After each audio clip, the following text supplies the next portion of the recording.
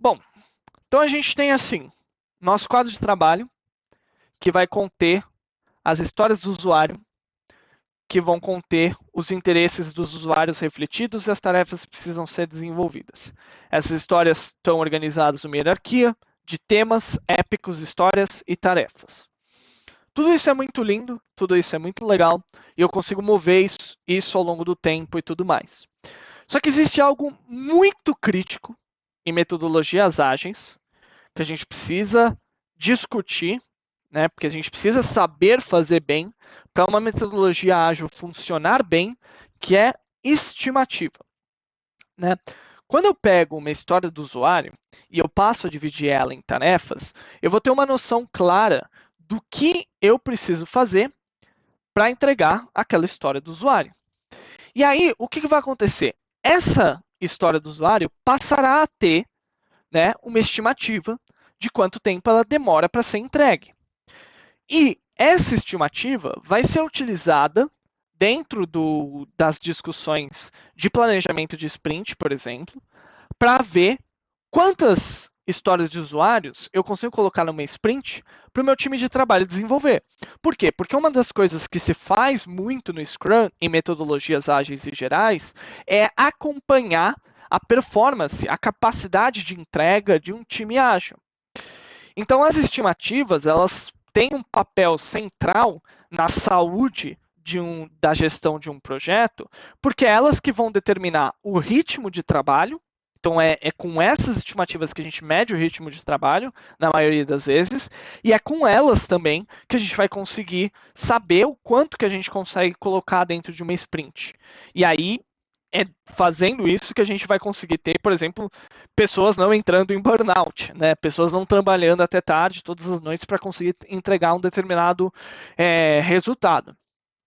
Então, por que estimativas têm um papel tão central no desenvolvimento ágil que as pessoas que trabalham no desenvolvimento ágil criaram múltiplas metodologias de como fazer estimativas? Porque, no final das contas, estimar é dificílimo. A gente sempre erra quando a gente estima. É muito comum. A gente nunca vai conseguir falar, eu vou levar 6 horas para fazer isso e você leva 6 horas para fazer aquilo. É muito difícil. Quem já teve que trabalhar num projeto, já desenvolveu software, sabe que essa é uma tarefa difícil. E porque é uma tarefa fundamental, criou-se métodos. E aí aqui para vocês eu listei quais são os principais métodos, né? E quais características desses métodos a gente tem. Então, se ele é bom ou não para iniciante, que é o símbolo de bebê, se ele é rápido de executar, ou seja, se é um negócio que a gente faz rapidinho e a gente já chega numa estimativa, se a gente chega num valor numérico ou não, porque a gente pode ter valor numérico ou categórico de um determinado item, se ele é bom para fazer muitas estimativas, ou seja, se eu consigo estimar 100 cartões de uma vez, ou se é um negócio que é bom para fazer só 10, e o quão preciso ele é, se ele é muito preciso ou pouco preciso. E aqui tem as principais iniciativas nesses quesitos, e eu coloquei em ordem do quão comum é essas iniciativas aparecerem na vida de vocês. Então, quando vocês forem trabalhar em times ágeis, uma das primeiras coisas que vocês vão ver numa reunião de backlog grooming, por exemplo, de organização do backlog, é planejamento de poker, ou num sprint planning, num planejamento de sprint. Então, o planejamento de poker consiste em, basicamente, ele tem esse nome porque cada membro do time ganha uma determinada carta de um baralho. Essas cartas de baralho têm como se fosse valores, né? E aí você pega um item, uma história do usuário qualquer, e cada pessoa do time joga uma carta de baralho, dá um item, fala, eu acho que vale tantos pontos, por exemplo. E geralmente os pontos que a gente dá para uma história de usuário, eles são pontos de uma sequência de Fibonacci. Então é 1, 2, 3, 5 e 8, geralmente, quando a gente utiliza planejamento de poker. E a gente vai lá, dá uns pontos, Aí, se a decisão for unânime, se todo mundo falar, essa tarefa aqui vale 5 pontos, então beleza, a tarefa vale 5 pontos e bola para frente. Se não for 5 pontos, as pessoas meio que discutem, depois jogam de novo, até que entre num consenso. Então a ideia é você chegar no valor numérico, né? Muito fácil, é muito claro, tão claro que eu consigo explicar para vocês em menos de um minuto como é que é feito, né? E aí é feito com o consenso do time. A outra maneira é o tamanho de camisa, em que a ideia é a gente vai categorizar então não chego num valor numérico de quantos pontos, quanto tempo eu demoro para entregar uma determinada tarefa, mas chego numa categoria da tarefa que é pequena, média ou grande, ou seja, tamanho da minha camisa. E às vezes pode até ter XS, S, M, L e XL, ou G e GG, né, que seria pra gente. Eu não sei nem o que é XS. É muito pequeno? Não conheço esse tamanho de camisa. Mas enfim, porque é muito mais fácil eu dizer essa tarefa é muito pequena ou essa tarefa é muito grande do que falar essa tarefa demora 6 horas, é muito mais rápido de eu fazer as estimativas de tamanho de camisa. Mas, de novo, elas também são feitas em consenso do time. Então é muito comum que o que você faça é, antes de fazer o planejamento de poker, a gente faça o tamanho de camisa. Então a gente pega e discute, essa tarefa aqui pequena, muito pequena, blá, blá, blá. E aí depois a gente joga o planejamento de poker para cada um dos grupos de camisa para chegar num resultado numérico de demora. O outro que a gente tem é o sistema de balde. Então o sistema de balde ele é muito parecido com o planejamento de poker, no sentido de que a gente tem como se fosse valores numéricos, que é o tamanho de cada balde, por exemplo. E aí cada um dos membros do time vai e pega essas tarefas e coloca nesse tamanho de balde.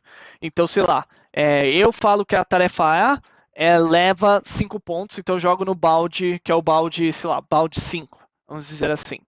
E aí a ideia é que eu pego várias tarefas e vou colocando essas várias tarefas nesses diferentes baldes, né? Vou colocando as histórias em diferentes baldes para que eu chegue num resultado numérico do que eu tenho de valor final. E a ideia da diferença do planejamento de poker é que no planejamento de poker eu preciso de um consenso. No sistema de balde, não necessariamente eu preciso de um consenso, né? Porque cada membro pode selecionar diferentes tamanhos de baldes de diferentes histórias, e aí depois isso você pode tirar uma média, alguma coisa assim. Então ele é bom para quando você tem que estimar muitas e muitas tarefas. Daí você tem um outro sistema que eu acho muito legal, mas que demora muito para fazer, que é a votação por pontos, né? Em que cada pessoa vai receber, por exemplo, 10 pontos, né? E aí você tem que dar um determinado número de pontos para uma tarefa, né? O tamanho de um determinado item, onde mais pontos significa maior. Só que aí o que você às vezes faz é você pegar várias tarefas, por exemplo, pega 5 tarefas diferentes e você só tem 10 pontos para distribuir entre as 5 tarefas. E aí, quando você faz essa votação de pontos, você tem uma noção muito mais clara do tamanho total dos itens, dado a maneira como você consegue distribuir esses pontos. Aí você tem o grande desconhecido pequeno, que é muito parecido com o tamanho de camisa, só que ao invés de ter 5 categorias, você vai ter 3. Então você vai ter grande, pequeno e um que você não sabe, que você precisa discutir melhor. Então isso é bom quando você tem muitos itens, porque é muito rápido. Esse é grande, esse é pequeno, esse é desconhecido. Então o que é grande, a gente vai atribuir depois a gente vai discutir colocar um ponto alto, o que é pequeno vai ser um ponto pequeno, e o desconhecido a gente vai focar em discutir melhor. Mapeamento de afinidade, que por mais que esteja aqui embaixo, é um dos que eu pessoalmente mais adoto, que é com base em tarefas anteriores que a gente entregou e que a gente sabe quanto tempo demorou. A gente meio que fala, essa tarefa é parecida em termos de esforço com essa, então, portanto, ela deveria ter esse tamanho. Algo nesse sentido. E por fim, você tem o método de ordenação, que é um dos que mais demora, que você pega todas as tarefas e você ordena, tipo, essa é a maior, essa é a segunda maior, essa é a terceira maior, essa é a quarta maior, e aí você sabendo pelo menos alguma daquelas tarefas, quanto tempo vai demorar, você consegue ter muito claramente quanto que as outras vão demorar. Então ele costuma ser um método bastante preciso.